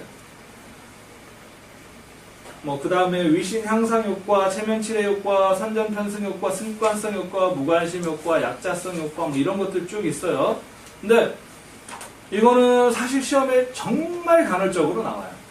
자주 나오진 않지만 근다고 그냥 넘어가긴 뭐하니까 한 번씩 읽어보십시오. 아시겠죠? 한번 읽어보면 자 시험을 보실 때는 도움이 될 거라고 봐요. 근데 거의 자 5장 볼까요? 질문지 작성과 관련된 내용이죠. 5장은 질문지 작성입니다. 본장의 학습 내용은 첫째 질문지에 대해서 보고요. 두 번째 질문지 작성 과정에 대해서 봅니다. 자, 질문지의 의의죠. 연구조사 과정에서 질문지는 조사 목적에 맞는 유용한 자료를 수집하는 수단이다. 그죠? 질문지를 통해서 얻어진 자료를 분석해서 조사 후 결과에 도달할 수 있습니다. 자, 질문지를 작성하는 이유죠. 질문지를 작성하는 이유는 표준화된 질문지를 이용함으로써 결과를 비교할 수 있을 가능성을 높인다. 그 다음에 모든 응답자에게 동일한 내용을 동일한 방식으로 질문해서 특정 도구의 변화에 따른 오류를 최소화할 수 있기 때문에 결과의 비교 가능성도 높아진다라고 했어요. 그래서 결과를 비교하기 위한 목적으로 질문지를 많이 사용하고 있다라는 거고요. 자, 빠른 시간 안에 핵심적인 정보만 선별해서 비교적 객관적이고 솔직하고 정확한 자료를 입수할 수 있는 그런 특징을 가지고 있습니다. 자, 불필요한 정보는 삭제된 상태에서 응답자가 무기명으로 솔직하게 응답할 수 있고요. 또한 응답의 용이성과 정확도를 높일 수 있게 응답 형태를 사전에 제시할 수 있어요. 자, 질문지의 구성 요소입니다. 응답자에 대한 협조 요청이 처음에 필요하죠. 조사자나 조사 기관에 대한 소개, 조사의 취지를 설명하면서 개인적인 응답 항목에 대해서는 비밀 보장을 약속하고 조사의 응답률을 높이는 부분에, 그죠? 이 조사는 어떠한 목적으로 수행이 되고 당신의 개인적인 비밀은 철저하게 보장될 것을 약속드립니다. 이런 말이 있죠. 설문지 보면, 그죠? 그래서 두 번째는 식별 자료가 필요해요. 아이디 넘버죠. 각 질문지를 구분하기 위해서 일련 번호와 추후 확인 조사를 위한 응답자 이름과 조사를 실시할 면접자 이름, 면접 일시를 기록하는 부분이 필요합니다. 질문지 구성에 대해서 보고 있어요. 세 번째 지시사항이죠. 지시사항의 종류에는 전반적 지시문이 있어요. 첫 번째. 응답에 관련된 일반적 원칙, 그렇죠? 일반적 사항, 설문 전반에 걸쳐서 준수해야 될 사항들을 제시합니다. 두 번째는 이제 구체적 지시문이죠. 문항별로 응답 요령을 제시하는 지시문이에요. 그 다음에 면접자 지시사항이 있어요. 면접 방식을 이행하는 경우에 면접자들 간의 행위와 태도의 표준화를 위해서 각 설문 문항의 구체적인 행동 지시사항을 설명하는 것을 말합니다. 그래서 지시사항에는 전반적 지시문, 구체적 지시문, 면접자 지시사항 등이 있습니다. 자, 필요한 정보 획득을 위한 문항 했어요. 그래서 질문지를 작성할 때 가장 중요한 부분이 바로 문항들이죠. 각 문항들. 그래서 연구 목적에 필요한 대부분의 자료가 수집되는 부분입니다. 설문 문항을 이야기하는 거죠. 질문지의 구성 요소에서 이제 다섯 번째, 응답자의 분류를 위한 자료예요. 그래서 응답자들의 특성을 파악하기 위한 자료로요. 주로 응답자의 인구통계학적 변수들을 조사합니다. 뭐가 있어요? 인구통계학적 변수? 성별, 나이, 학력, 지역, 그죠? 이런 것들, 가정환경 이런 것들 묻는 거, 이게 인구통계학적 질문들이죠. 응답자의 인격이나 프라이버시가 침해되지 않도록 주의해서 필요한 항목만 골라서 질문을 해야 합니다. 자, 질문지의 표시문, 조사 안내문에 들어갈 내용이에요. 결이 5개나 있습니다. 시험에 자주 나온다는 얘기죠. 질문지의 이 내용이. 연구의 조사 목적을 간결하게 설명한다. 연구의 중요성을 강조한다. 응답에 대한 비밀 유지를 보장한다. 조사 실시 기관의 소속과 연락처를 명시한다. 우편조사라면 회수 마감일을 명시한다. 언제까지 보내주세요. 이런 거죠. 응답에 소요되는 예상 시간을 알려준다. 응답에 정답이나 오답이 없으니 솔직하게 자신의 견해를 나타낼 것을 강조하고, 자, 응답자의 응답이 성공적 연구를 위해서 매우 중요함을 강조한다. 라고 했어요. 그죠? 조사 안내문에 들어갈 내용. 여기 보면, 연구자의 특성에 대해서 설명한다. 여러 가지들이 또 있어요. 안 들어가도 되는 건데, 이 중에서 조사 안내문에 들어가야 될 내용이 아닌 것은 해서 나온단 말이에요. 그것을 구분하는 거예요. 자, 설문지 작성의 과정입니다. 질문지 작성의 과정은, 자, 1에서 9가지 순서로 있는데, 이 순서가 그대로 나오는 건 아니에요. 그죠? 이 중에서 빠지기도 하고, 들어가기도 하고 그럽니다. 자, 1번. 필요한 수집 자료의 결정. 두 번째, 자료 수집 방법의 결정. 세 번째, 자료 항목의 내용 결정. 네 번째, 질문 형태를 결정하고. 다섯 번째, 개별적 항목을 완성하고. 여섯 번째, 질문의 순서를 결정한 후에. 일곱 번째, 질문지의 외형을 결정하고. 여덟 번째, 질문지의 사전조사 후에 질문지를 완성한다라고 했어요. 자, 이 질문지 작성의 과정을 한번 잘 봐주시고요. 2018년 2회 18번 문제에서 이게 나왔습니다. 이게 원래는 깨끗하게 잘 작성한 건데 노트북에 있는 거하고 안 맞나 봐요. 프로그램이 몇 개가 깨져서 나오는데, 기억이 필요한 정보의 결정, 자료 수집 방법 결정, 개별 항목 결정, 질문 형태 결정, 질문의 순서 결정, 초안 완성, 사전조사, 질문지 완성에서 질문지 작성의 일반적인 과정을 바르게 나열한 것은 뭐냐? 그죠? 질문지 작성의 순서예요, 순서. 그래서 순서는 4번이죠. 여기에서 기억, 니은, 리을, 디귿, 미음, 비읍, 시읍, 이음 순서대로 있네요. 그죠? 자, 이렇게 되어 있습니다. 그러니까 참고하십시오, 이 문항.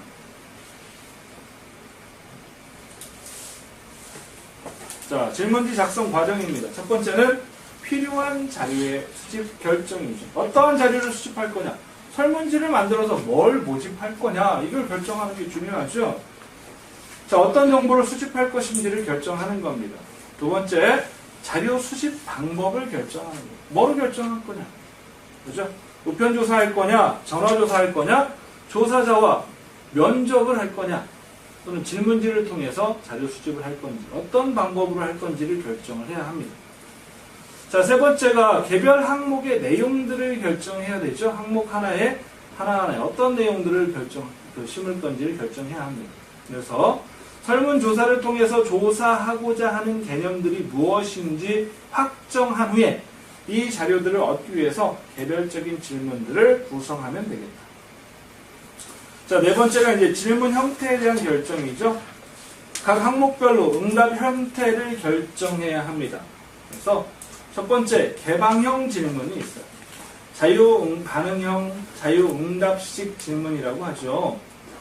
자, 이것도 별이 5개네요. 질문지 작성 과정 중에서도 특히나 개방형 질문과 폐쇄형 질문에서 시험이 많이 나왔는데, 개방형 질문의 의의는 응답자가 거의 아무런 제약 없이 자유롭게 대답할 수 있도록 응답의 범주가 구체화되지 않은 채 질문만 던지는 질문 형식. 그죠? 자, 본 수업에 대한 여러분의 만족의 정도를 기술하시오. 기술하는 거예요. 그죠? 서술형 시험을 보는 거. 응답을 하는 거죠. 특정 연구에 대한 사전 지식이 부족할 때 예비조사 또는 사전조사에서 사용자에게 가장 적절한 질문 유형이다. 어디에서? 예비조사와 사전조사에서 적합하다라고 했어요. 탐색적 방법으로 많이 활용이 된다는 거죠. 개방형 질문은 탐색적 방법으로 활용이 가능하다. 자, 예를 들어서요. 오늘 회의에서 잘못된 점은 무엇입니까?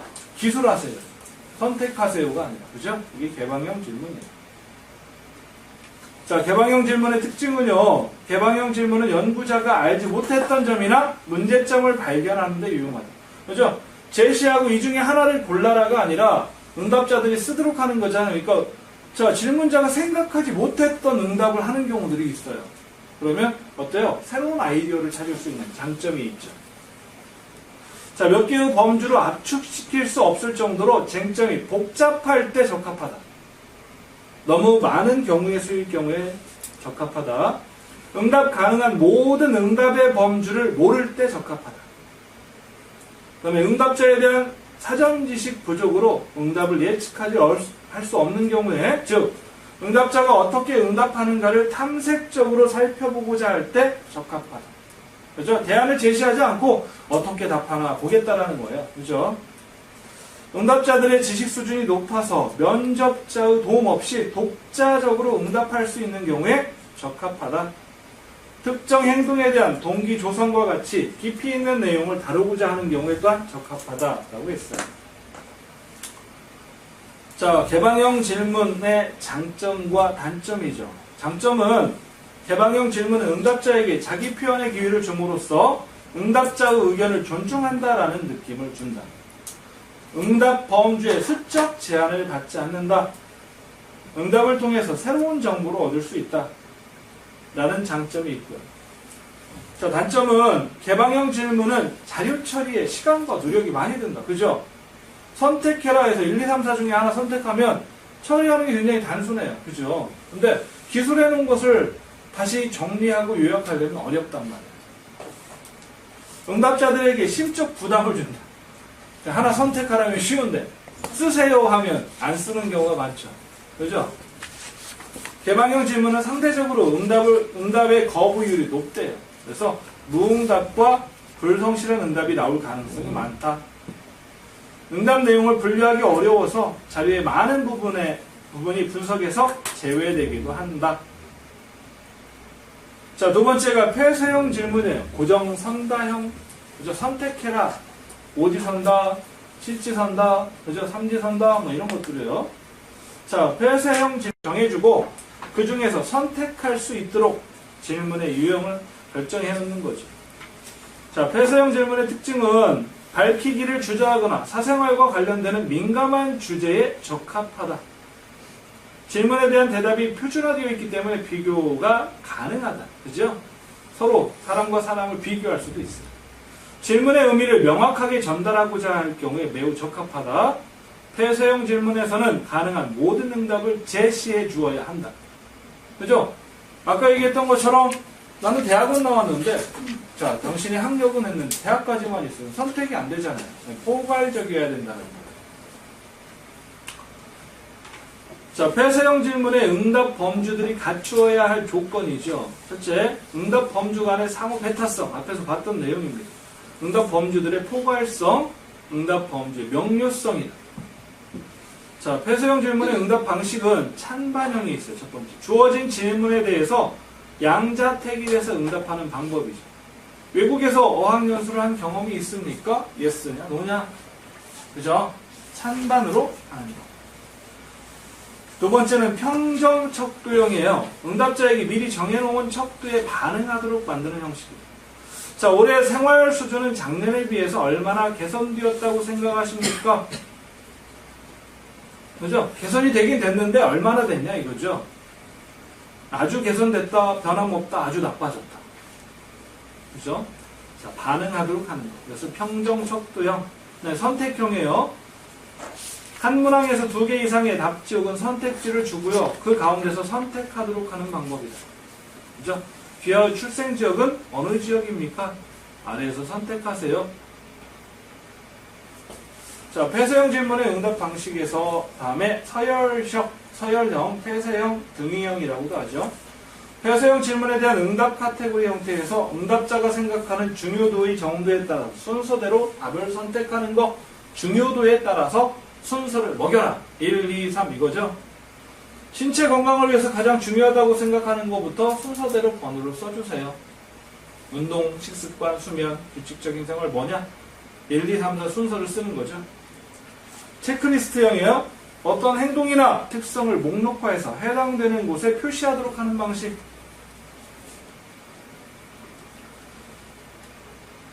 자, 그 다음에 유목형이 있어요. 같은 종류의 여러 문항을 일정한 표준 혹은 준거에 따라서 몇 개의 유목으로 분류하는 방식.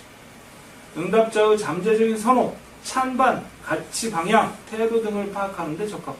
그래서 여기 보시면 다음 직업들 중에서 남자에 적합하다고 생각되면 남, 여자에 적합하다고 생각되면 여, 남녀 모두에 적합하다고 생각되면 공통이라고 표시해 주세요 라고 했어요.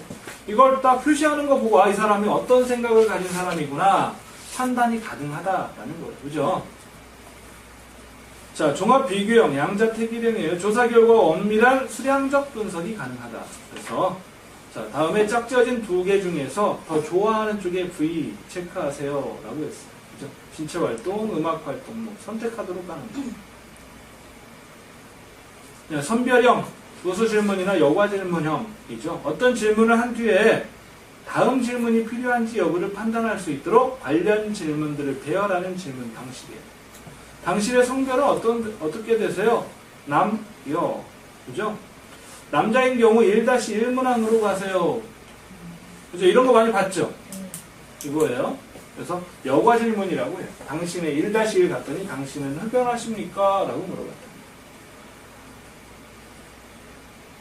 자, 그럼 이런 폐쇄형 질문은 어떠한 장단점을 가지고 있느냐 했더니 장점은 개인의 민감한 문제를 다루는데 유리하다. 그냥 체크하면 되니까. 기입 부담을 경감시키고요. 수집된 자료의 수량적 분석이 용이해서 시간과 경비를 절약할 수 있다. 응답률이 높고요. 질문의 의미가 명확하게 전달이 돼요. 반면에 단점은 각각 다른 내용의 응답이라도 미리 제시된 응답 항목이 한 가지로 제한한다. 그죠? 동일한 응답으로 잘못 처리될 경우가 있다. 왜? 나눠있는 범주가 한계가 있다라는 거예요. 그보다 더 디테일하게 못 나누니까. 개별 응답자들의 특색 있는 응답 내용을 좀 더 생생하게 기록할 수는 없다. 응답자들이 말하고자 하는 내용을 좀 더 구체적으로 도출할 수는 없다. 그죠? 폐쇄형은 이미 제시된 정답 중에서, 정답된 응답의 유형 중에서 고르는 거니까. 그죠? 자, 그 다음에 질문지 작성 과정의 5번째, 개별 항목의 완성이라고 그랬어요. 필요한 질문과 각 항목별 응답 형태를 결정한 후에 좀 더 구체적으로 질문 항목을 완성해야 한다라고 했는데, 개별 항목 완성 시 고려할 내용이에요. 첫째, 가능한 명확하고 쉬운 단어를 사용해라. 그죠? 질문지 보는데 어려우면 돼요, 안 돼요? 안 되죠. 쉬워야 돼요. 폐쇄형 질문에서는 가능한 응답 항목들을 모두 제시해 주어야 선택할 수 있어야 되죠. 그죠? 여기서 보면, 자, 사례 참고하시고요. 여기서 보면, 환경 오염에 대한 1차 책임은 개인, 기업, 정부 중 어디에 있다고 생각하십니까? 라고 했어요. 이것은 뭐가 문제예요? 책에 나와 있죠? 여기 보면 개인, 기업, 정부 셋 중에 하나 고르라는 거예요. 근데 나는 기업과 정부가 같이 책임이 있다 라고 할 수도 있단 말이에요. 그렇죠? 그러니까 포괄성에서 떨어져요. 문제가 있죠. 응답 내용이 4, 5 뭐 여러 개가 더 있어야 돼요. 그 다음에 본인의 월 평균 소득을 선택하세요 라고 했는데, 자, 500만원 미만이라고 했어요. 500보다 더 벌으면 어떻게 할 거예요?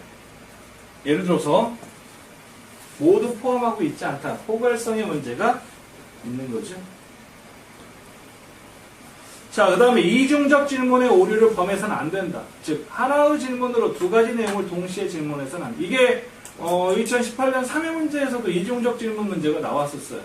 그죠? 자, 이중적 질문의 사례 했는데 보니까 최근 텔레비전 프로그램에 등장하고 있는 폭력적 장면과 선정적 장면에 대해서 어떻게 생각하십니까?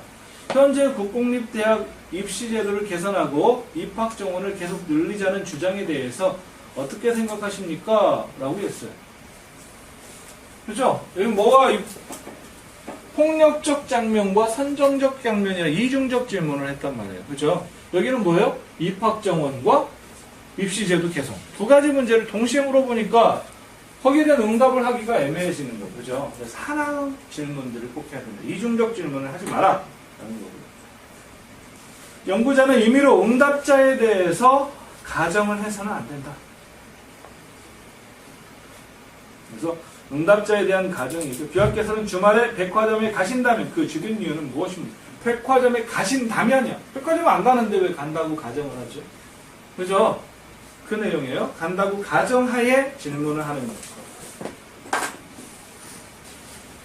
자, 응답 항목들 간의 내용이 중복되어서는 안 된다. 즉, 응답 범주 간에 상호 배타성이 있어야 한다라고 했어요. 그래서 여기서 보면 상호 배타성의 오류예요. 귀하는 주택 구입 자금을 어떻게 마련하셨습니까? 라고 했어요. 빚을 내었다, 은행에서 융자를 받았다, 가족으로부터 얻었다, 저축한 돈을 사용했다, 퇴직금을 사용했다, 뭐 이런 내용. 그죠? 자, 응답자에게 지나치게 자세한 응답을 요구해서는 안 된다. 당신은 지난 1년간 사용한 교통비 중 대중교통비 지출액은 어떻게 되십니까? 알아요? 몰라요. 저도 몰라요. 그러니까 너무 막 디테일하게 물어보면 응답을 할 수가 없단 말이에요. 그래서 이러한 것들은 좀 피해야 할 것이다. 자, 7번째, 교범적 응답의 억제, 즉 사회적 규범에 의해서 특정한 대답을 선택해야 하는 문제에 대해 질문하는 경우 응답자가 대답하기 곤란한 질문들을 직접적으로 질문하는 것은 피해라. 그죠? 여기서 보면 규범적 응답 사례, 성전환에 대한 일반 국민의 의식을 조사하는 설문지를 작성할 때 가장 주의해야 할 사항은, 그죠? 예를 들어서 이런 규범적인 내용들은 좀 그렇다. 특정한 답을 암시하거나 유도해서는 안 된다 라고 했어요. 자, 질문은 명확성이 있어야 하고, 질문은 그 자체로서 의미가 명확히 전달될 수 있도록 구성하고, 모호한 질문은 피해라 라고 했죠. 모호한 질문 하지 마라. 명확한 질문, 정확하게 전달이 돼야 되죠. 무엇을 묻는지 알아야 합니다. 자, 그리고 와, 과의 사용에 주의해라 라고 했어요. 접속부사와 접속조사를 잘못 사용하면 의미가 전혀 다른 문장이 될 수도 있다. 자, 응답을 꺼리는 위협적인 질문을 처리하는 방법에, 자, 이것을 시험에 한번 나왔었죠. 비밀과 익명성 보장을 강조하고요. 솔직한 응답의 필요성을 강조하고 질문의 순서를 조정한다. 그래서 좀 예민하거나 좀 까다로운 질문은 뒤로 빼야 돼. 그죠? 처음에는 쉽고 응답하기 수월한 그러한 내용들을 앞으로 배열해라 라고 했습니다. 자, 질문 순서의 결정이죠. 6번째. 개별적인 질문 항목이 결정된 후에는 이를 응답자에게 제시하는 순서를 결정해야 합니다. 자, 질문 순서 결정 시 고려사항 별이 4개나 되네요. 얘는. 첫 번째, 질문은 가능한 한 쉽게 응답할 수 있고 흥미를 유발할 수 있는 것이 좋겠다. 그래서 보통 사회 통계적인 질문들 많이 하죠. 설문지 보면. 응답자의 인적사항이나 사생활과 같이 민감한 질문은 가급적 뒤로 돌려라. 질문 항목 간의 관계를 고려해서 배치해야 한다. 질문 간의 연상작용을 일으켜 다음 응답에 영향을 미칠 경우에는 질문의 간격을 멀리 떨어뜨리는 것이 좋다. 그리고 관련성이 있는 항목은 가능한 한 연속하게 배열을 하는 게 좋다. 응답자가 심각한 고려를 요하는 질문은 평범한 질문 속에서 삽입하거나 맨 뒤에 위치시켜서, 즉 위치 선정에 주의해라 라고 했습니다. 자, 포괄적인 질문부터 실시하고요. 세부적인 질문은 나중에 배치해라 라고 했죠. 즉 문항이 담고 있는 내용의 범위가 넓은 것에서 좁은 순서로 문항을 배열하는 것이 좋다라고 했죠. 자, 질문지 외형의 결정입니다. 설문지는 물리적 외관에 따라서 응답자의 협조나 조사 진행에 많은 차이가 발생할 수 있으므로 주의를 기울여야 한다라고 했어요. 자, 8번째가 설문지 사전조사라고 했죠. 본조사에 들어가기 전에 초안 질문지를 가지고 본조사와 동일한 절차와 방법으로 시험에서 질문의 내용, 질문의 형태, 문항 작성, 질문 순서 등에 내재된 여러 가지 문제를 찾아서 수정하는 과정이 필요하다. 마지막으로 9번째 질문지의 완성이죠. 질문지 작성 과정을 마치면 완전한 설문지가 만들어집니다. 그죠? 자, 이렇게 해서 5장까지의 내용을 모두 마쳤는데, 자, 중요한 내용들을 좀 잘 본다고 봤는데, 여러분들이 학습을 하는데 많은 도움이 좀 될 수 있었으면 좋겠습니다. 자, 수고하셨습니다. 감사합니다.